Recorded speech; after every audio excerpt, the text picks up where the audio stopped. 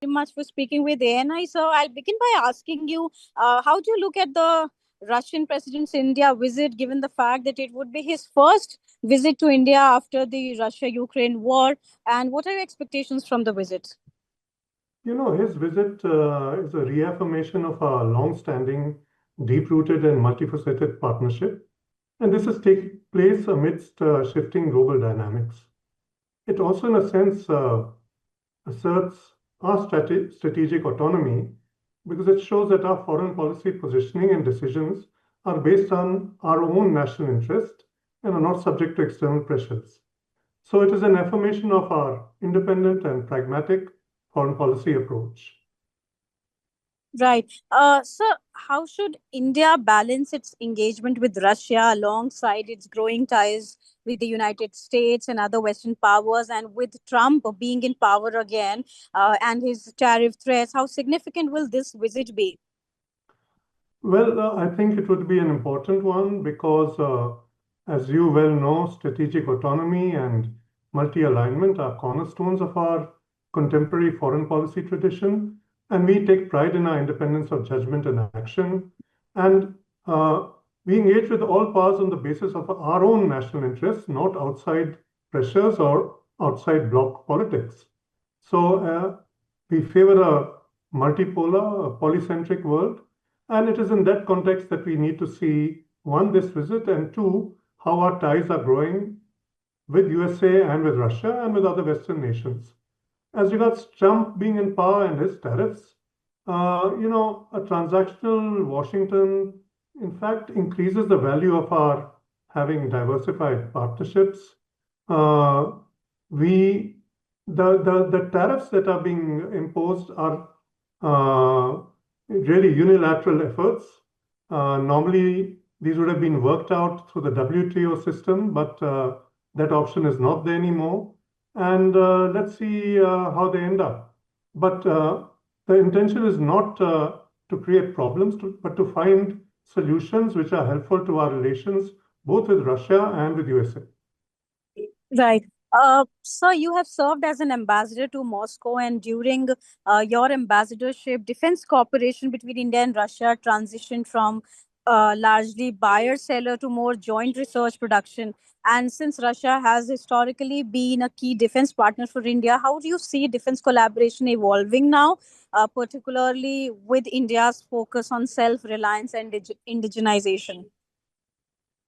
Well, our defense cooperation is a legacy relationship. It has been an important component of our ties for over 6.5 decades.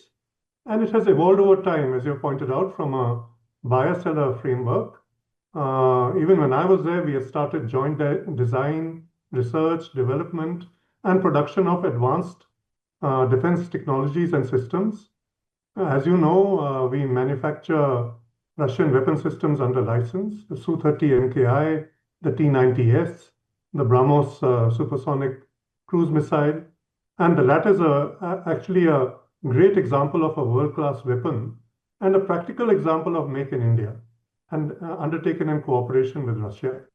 So we must remember also that we get access to sensitive Russian technologies and special materials, and this has enhanced our security.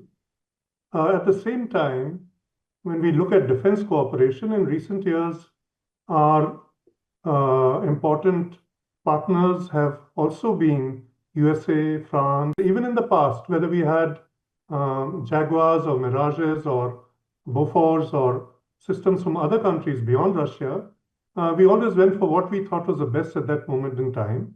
And I think this should continue.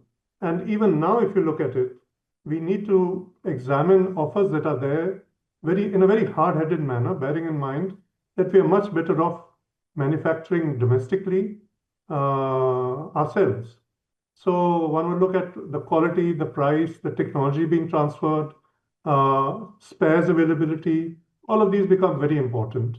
And in some cases, given if it's a very advanced system, like you're thinking of a fifth generation fighter or something, then you may want to pick up a few examples to learn the technology, to better understand what is happening, or to manufacture them also domestically till your own system falls in place. So I see all of that being explored by our defense ministry and our authorities. They will reach the right decision, no doubt. And I do believe that it will help us in uh, indigenizing and becoming more self-sufficient or Atmanirbhar in our defense sector. I think that's very important because, we cannot talk of strategic autonomy if a large proportion of our defense requirements of sophisticated weapons are imported from any country, be it Russia or USA or France or Israel or anywhere. So it's the right approach that we indigenize. It's the right approach that we do so with technologies made available to us, and let's see how that goes. Right. So talking about trade and energy cooperation, which has been a cornerstone of India-Russia relations, what areas hold the most potential for growth today, according to you? And how can India navigate global sanctions on Russia to maintain a smooth economic engagement, particularly in oil, gas, and critical technologies? Well, we have long-standing and deep-rooted cooperation with Russia in many of these sectors, including oil and gas. We have invested something like $18 billion worth in Russian oil and gas. And equally, Russian companies, Rosneft, for example, through Nayara, has invested a big amount in India. And certainly, they are being faced by sanctions which are affecting decision making. But these are unilateral sanctions imposed by USA. Frankly, nothing demands that you accede to them. But the reality is that the companies that come under sanctions are private sector companies who have linkages with USA and therefore feel compelled to with them, or even PSUs. And PSUs also have public ownership. They are not complete government, 100% government companies. So even they have to bear in mind the implications in terms of uh, the access to technologies, etc., that may be denied to them, or problems created for them if they do not observe sanctions. But this is no reason for us to uh, hesitate. We should look first to our national interests. If it is in our national interest to have a particular item or import a particular thing, we should do so. We should seek exemptions from the Americans. As you can see, all these tariffs that they are trying to impose on the whole world, in fact, they started with all 193 countries. Um, these are meant really to pressurize an arm twist. And so this is part of the negotiation. This is part of normal diplomacy and give and take.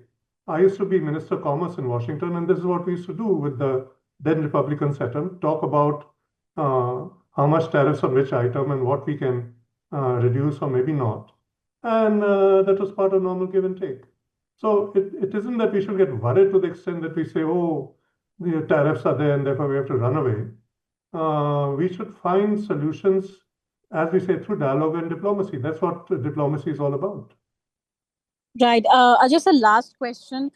Since this would be Putin's first visit after Russia-Ukraine war, and we saw that India has always advocated for peace and dialogue between the two countries, and Prime Minister Modi, in fact, has also said that this is not an era of war. What role do you think that India would play when it comes to this war, and how it would turn out during Putin's visit?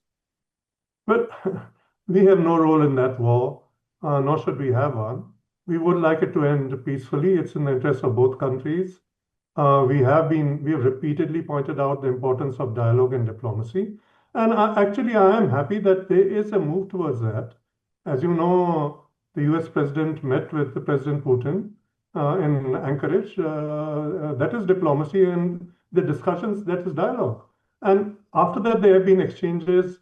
Mr. Witkoff from the US side has gone to Moscow. The Americans have had discussions with the European partners and with the Ukrainians. So that is also dialogue and diplomacy. So attempts are being made to find a solution. We should be supportive of these attempts, in fact, supportive of USA and Russia trying to resolve the issues between them. Both of them are our good friends, and there's no reason for us to see them at loggerheads. In fact, it is in our interest if USA and Russia come together and find solutions that are attractive to them and which would undoubtedly also be beneficial to us.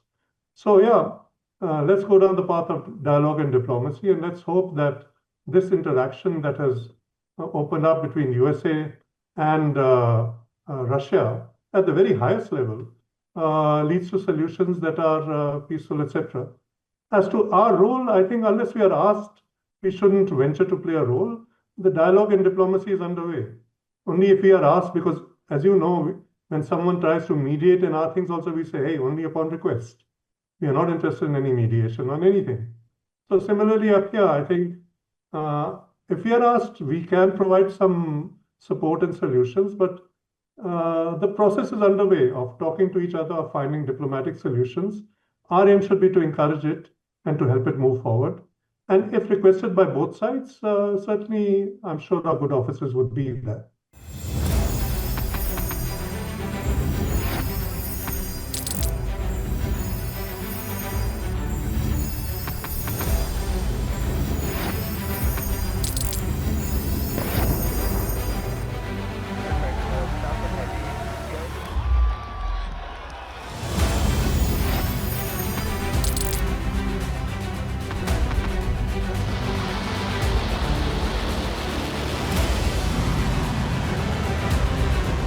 Been fighting so long and so hard that they don't know what the they're doing.